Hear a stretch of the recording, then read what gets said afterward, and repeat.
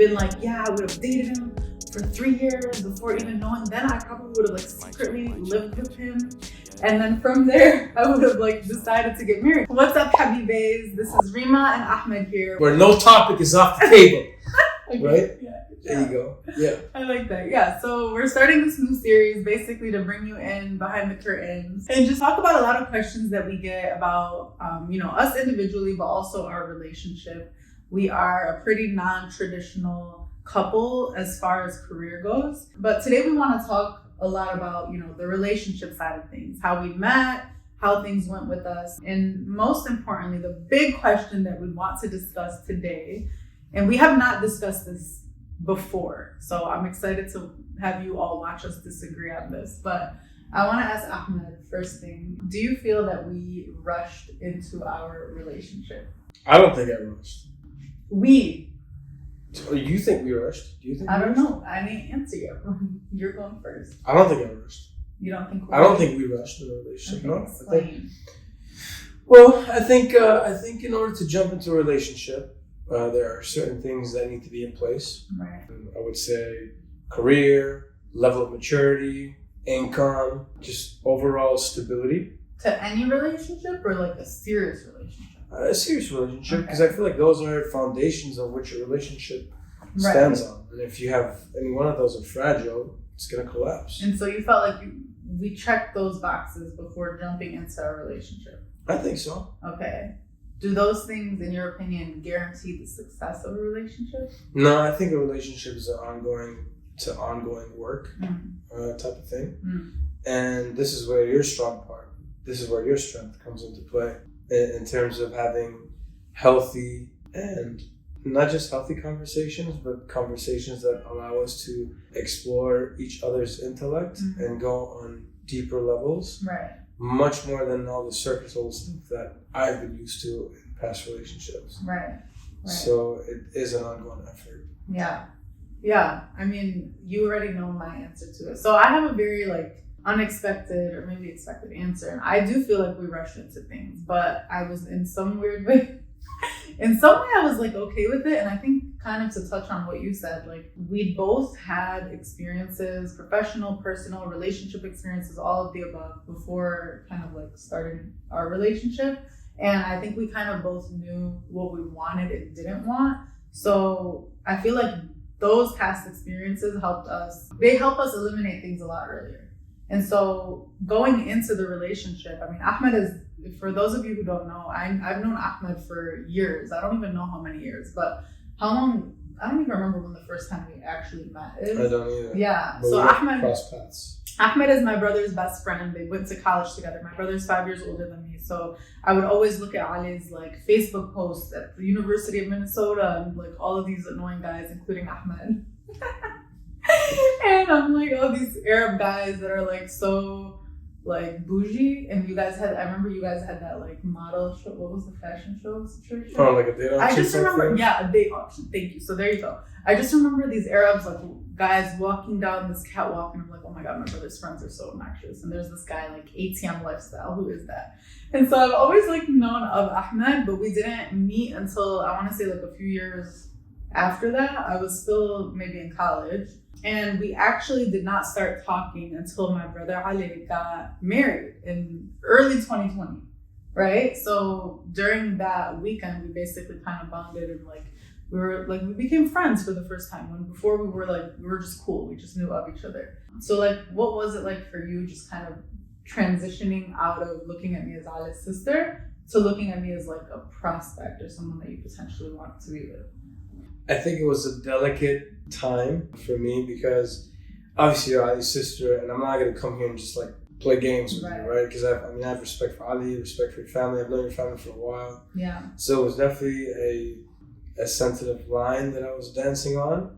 And I just had to be serious with myself and ask, am I ready for something that's serious and something that's going to, determine my future? Right. And then that's where it comes into play, all these past experiences. You know what's good for you, you know what's bad for you, you know the type of person that you want to be with that's going to help you elevate your game and achieve your goals and just have a happy life in general. Right. And when I was thinking about you, I was going down my mental checklist.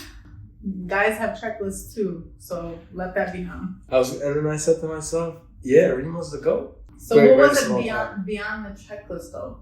Like, the checklist alone wasn't gonna make the relationship work. It just gave you, I guess, permission to move forward, you know, and decide that this is actually something that's worth it. Like, besides the checklist, right? What's on paper, the fact that, like, I love your confidence. I love how you carry yourself in the room, right? I love that we can laugh at the same jokes. We like the same music. That's important to me too, actually. That's very important. I love that we like the same music. I feel like I'm sharing my childhood with you. Like, exactly. The other day we actually played this fun game that I can't believe I never thought to play before, but we played like old songs, like really old, not old, but like, you know, stuff we grew up on. 2000s, yeah. Classics. And I was like, tell me what was going on in your life when this song was popular. And we both like shared the thing. Cause like I'm very nostalgic with music. So if I hear a song, I will remember like a specific moment in time or like a period of my life. So it was just a fun way to kind of like get caught up on each other's life through music. I'm the same way. Yeah. I have playlists that I put together that highlight different parts of my quote unquote journey. I love that. Like Q1 2011, Q2 2011, oh my Q3 God, 2011. Q2. Oh my God, tell us you're a consultant without telling us. So back to the original point around like rushing or not rushing, like I totally felt like it was rushed, but at the same time, I didn't want it to slow down. So I want to talk about that because if you would have spoken to me maybe like 5 years ago and asked me like what my journey towards getting engaged or married, we did a Katb-Ktab, so technically we're both, you know, and by American standards we're engaged, but by like Islamic standards we're married, right? So if you would have asked me like what would the journey have been like, I would have totally been like, yeah, I would have dated him for 3 years before even knowing. Then I probably would have like secretly lived with him, and then from there I would have like decided to get married because I take that decision very seriously. But for whatever reason, and I joke a lot with Ahmed that like he has these like manifestation powers where when he wants something it just happens. And I'm usually the persuasive person in my friend group, but between me and Ahmed, like he definitely has me beat, and I've never said that to him before, so that's news for him to hear. But it was like he set his mind on me and it was just not gonna not happen. And so anytime my friends would ask me, like during the first couple months of us talking, like, do you like him? I'm like, I don't like not like him. I don't know. Like, I don't know what's happening to me, basically. And so, yeah, here we are. Getting pulled. I'm getting pulled. Like, that's literally how I felt. And I don't know if I have enough tangible, like, reflections on that to give advice. I don't even know if I'm in a place to give advice right now about relationships, given that we're, like, pretty early on. But I will say that there was something very liberating about not trying to control the shit out of everything and just kind of letting it happen to me for the first time in my life, you know? So that's kind of how I feel about that. I think for me, it did feel like a risk, but it was a risk I was willing to take. What was the risk? It's a risk of like you're bringing another human into your life. Right. Like you're adding more responsibility to your life, and I've never had that amount of responsibility before. And on top of that, it's like, you know, where my career is at. I didn't know what kind of influence you were gonna have on me. I mean, on paper is one thing, but reality is another. Tell the people, what kind of influence do I have on you? I mean, Rima, she set me straight. I'll tell you that.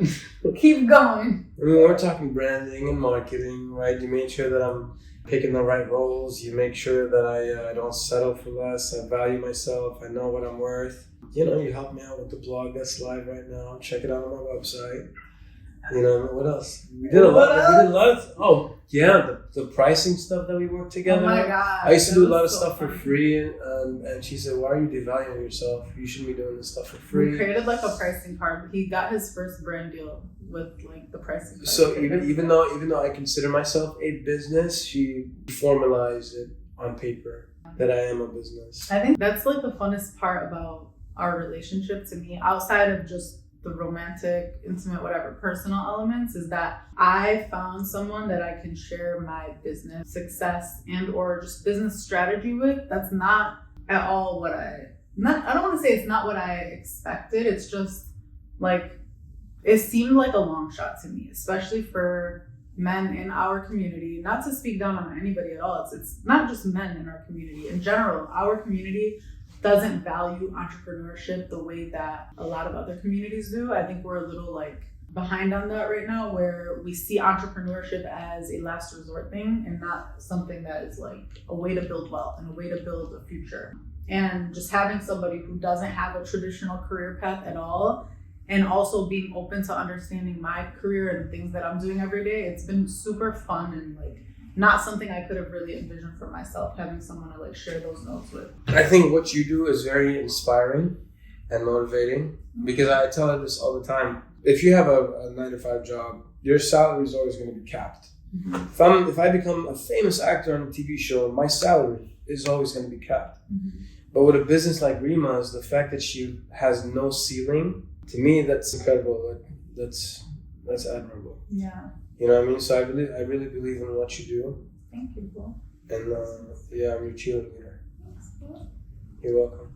So, you know, we both have different opinions on whether or not we rushed, obviously, but I think we can both agree that we're very happy to be here, that we're learning along the way, that we're growing, and we would love to hear from you. Are you in a relationship? Are you struggling to navigate that? I think as Arab, it's really time that we start talking about these things openly and just being vulnerable and honest and transparent about what it is, because it is hard navigating, you know, all the different identities that we hold, especially if you're living in the States. So definitely comment below. Let us know, you know, what you think about the timeline or the traditional timeline of a relationship and how that works for you. But we've had so much fun talking to you, and we're so excited to keep doing things like this. So if there's ever a topic that you want us to cover, we're super open to that. Like we said, no topic is off the table. Drop a comment below and let us know. Thank you. Thank you. Bye, Habibaes.